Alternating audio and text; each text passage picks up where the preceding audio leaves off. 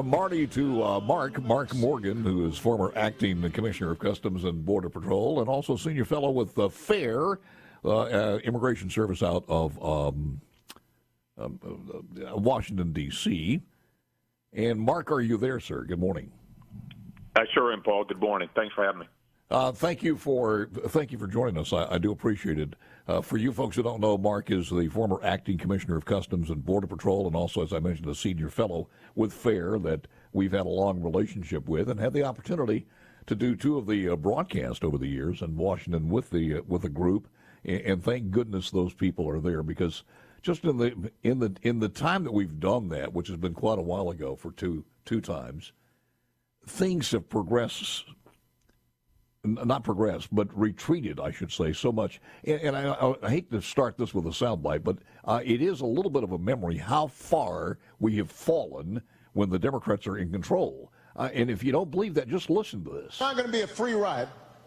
It's not going to be some instant amnesty.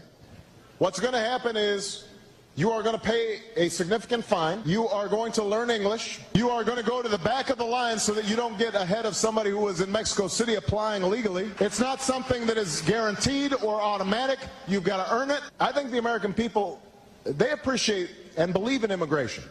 But they can't have a situation where you just have 500,000 people pouring over the border without any kind of mechanism to control it.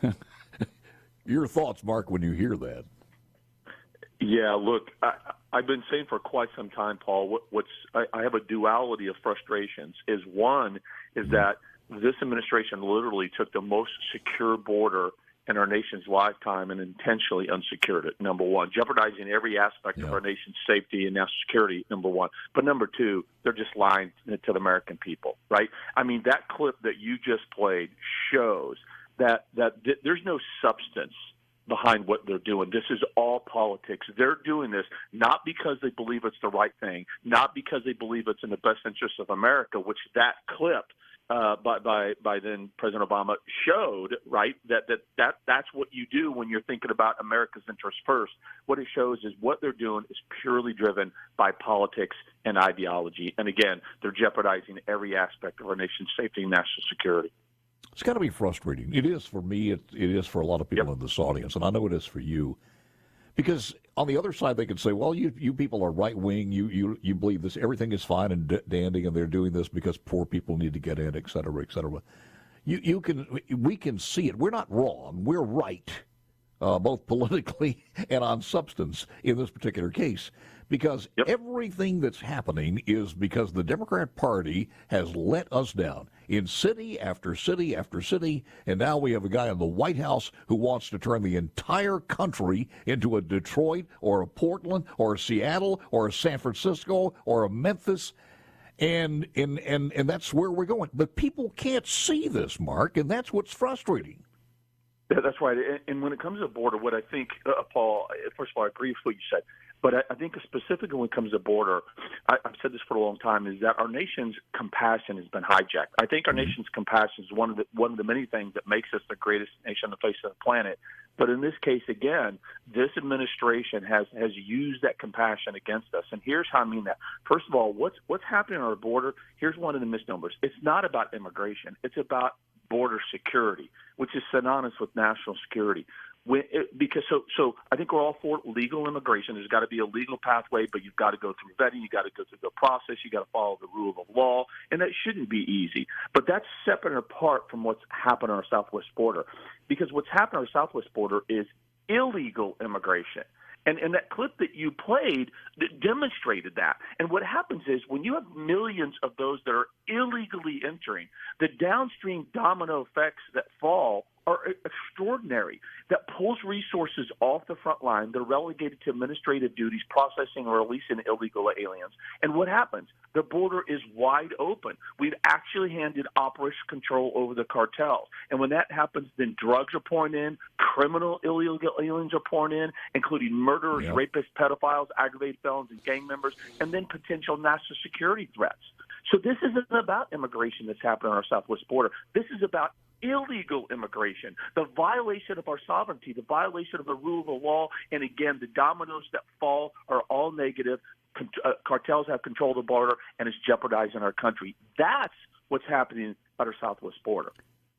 I'm the second generation from Italian Americans.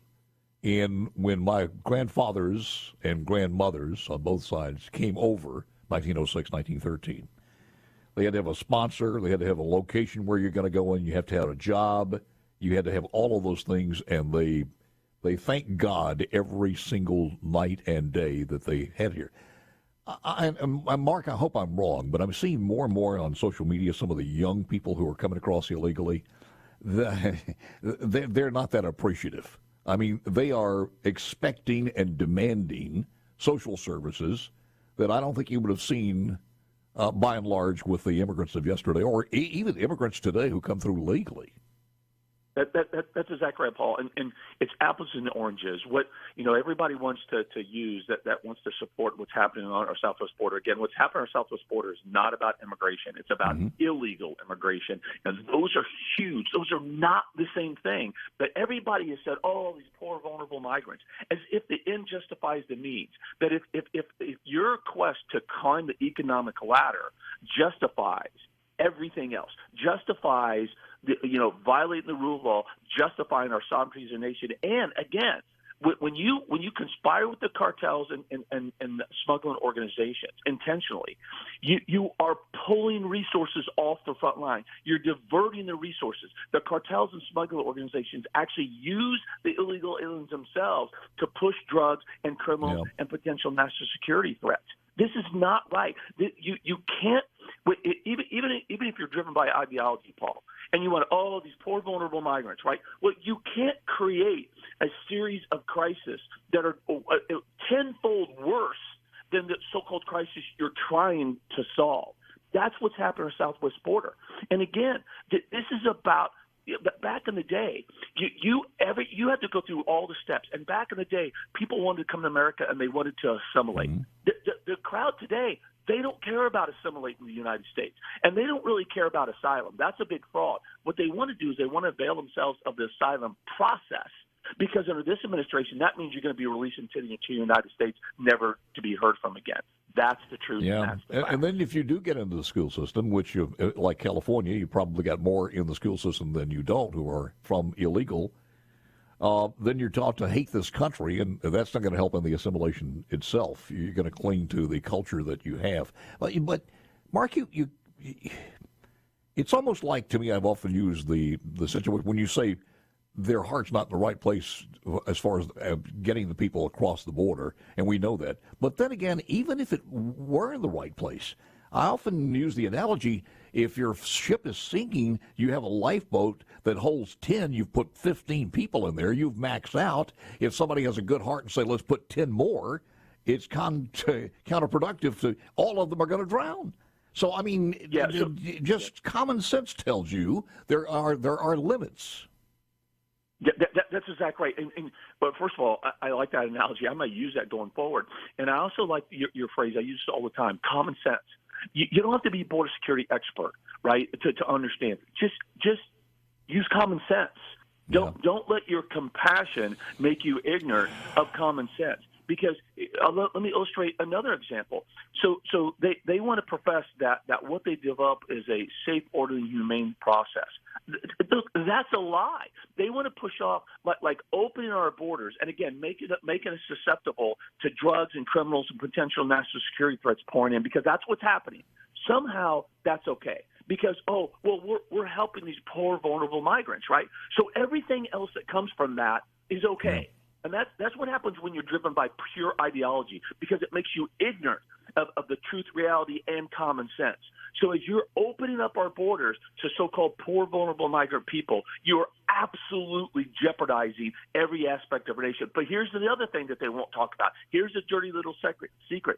Guess who also suffers because of these ideologic and political driven open borders? The migrants themselves. Sure. I mean, these migrants, 30% of the young women and children are raped and sexually assaulted on their journey. We know that in the past 28 months, CBP alone have recovered over 1,700 dead migrants on our border. We know in the past 28 months, CBP CBP, Border Patrol mainly, have conducted over 50,000 rescues, Paul. And, of course, we know untold amount of migrants, once they get to the United States, do you think they get the American dream? No. Many of them are thrust into the life of labor or sex trafficking. Mark, so I want to know, how is that? Hold on. We got to take a break here, but I want to get back on this. Just a case in point, we had a 16-year-old made national news on NBC News.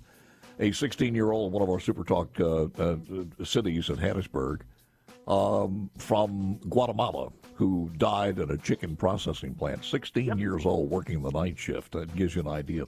The commonality, there's another equation of this we'll talk about when we come back with Mark Morgan. There's another equation that makes this even worse because it's the equation of, like the whistleblowers yesterday and the collusion with Hunter Biden and making money with Joe Biden, places like Ukraine, Russia, China. That commonality is between when the president came in, he made two decisions, and who did it benefit? Here's the commonality, Mark, when you start talking about these two things. First of all, and you alluded to this, as soon as the president got in, he made decisions to actually weaken the border, and people started flooding across, even to the point where they knew it was coming, and they had columns of people waiting for that decision. And I think it was broadcast all through Latin America, Central America, et cetera, around the world. People knew it was happening. But with all of the things that are being said and the whistleblowers talking about the corruption of this man named Joe Biden, two decisions he made. First of all, as you alluded to, the border. Fentanyl started coming across. Who makes money on fentanyl, first and foremost? China. Number two, when he absolutely bastardized, castrated the energy market in this country. First of all, with Keystone, we could go on and on and on and on. And mandated that you're going to buy an EV and put all kind of restrictions on the combustion engine. Who did that benefit? China, as far as the batteries are concerned. So, I mean, and those two things have to be taken into consideration. Your thoughts? No, I think that's exactly correct. And look, Paul, I really appreciate this conversation because I travel across the country, and I'll go back to, again, I believe this administration has intentionally hijacked America's compassion. And the way they're able to do that is a good chunk of the American people, they don't understand what's going on. And I don't mean that in a bad way. I think Americans are, for the most part, they're getting up, they're working hard, they're trying to put food on the table, pay for a mortgage for the family, and spend time with their family. So if you're in Missouri, Nebraska, or Montana, I'm not sure you're necessarily paying attention to the southwest border, or that you understand that China is sending precursor chemicals for fentanyl to Mexico, to the cartels, every single day, all day long. And then Mexico, the cartels, are taking that fentanyl, and they're manufacturing synthetic drugs or lacing other drugs with fentanyl and then pushing those drugs across our southwest border that are making their way to every major metropolitan city in this country. That's happening all day, every single day. So you're absolutely right. I just don't think the majority of Americans understand that that's what's happening and the magnitude of what's happening. When we talk about the drugs alone, again, the precursor chemicals are come from China to Mexico. If you look at our shared border to Mexico, the drug routes, it looks like a spider web.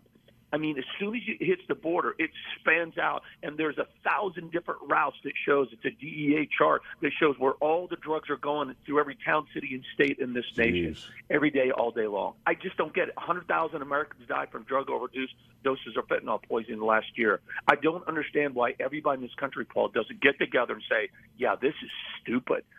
We've got to secure our border. And then we can have another discussion about legal immigration. Mm-hmm. But we cannot allow someone to illegally enter our border and drive what's happening, drugs, criminals, and national security threats pouring across. It's stupid. When you start looking at this, the border, the batteries in Chinese, the corporate America, whatever you want to point to as far as the deep state and everything else, and the Democratic Party itself, there are so many reasons to do whatever you can for them to stop Donald Trump. He's the one guy that's not attached to any of this, not beholden to any of these people, and he is an extreme danger. And I think even more so now, Mark, than it was before, because now when you look at it, you saw what he did with nuclear arms tossed at him in the 4 years that he had. And that's going to scare the hell out of them. No, I think so. Look, I served under President Trump, and this is what I can say. Look, I've served this country for over 40 years. I've served under 6 administrations, both Republican and Democrat. This isn't a political thing for me. I'm a career guy, right? I'm a law enforcement career guy. I call balls and strikes.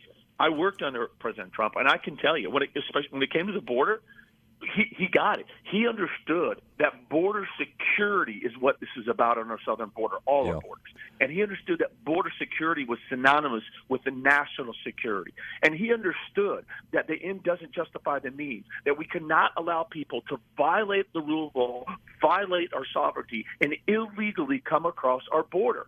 And the negative dominoes that follow that. And he also actually listened to career officials who are on the front lines of our nation's borders about what they needed, both policies and resources, and he delivered.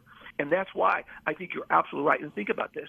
The next term would be his final term. He could only do 4 more years. Mm-hmm. Think about that. Then talk about not beholden to anybody. I'm not even sure he's going to pay attention to a single poll if he comes back as president. He's just going to do the right thing for America. Yep. Everything else be damned. You said you were a career guy. One more question. You got to have a lot of respect for these whistleblowers that were before the House committee yesterday. Your thoughts? Absolutely, I do. Look, I think, and I've always looked, whether it's through interviews or interrogations, I've gone through testimony, I've testified before. What I saw, both of these gentlemen, their demeanor, their approach was impeccable. And these are 2 gentlemen, they're career officials as well.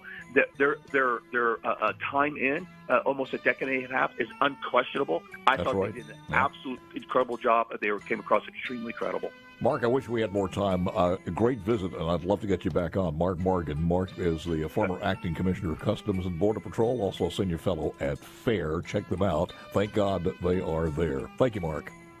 You bet. Thanks, Paul. Good news coming up from Fox and also SuperTalk News. And after that, David Archie will go stateside. A look from Jackson from a Hinds County perspective.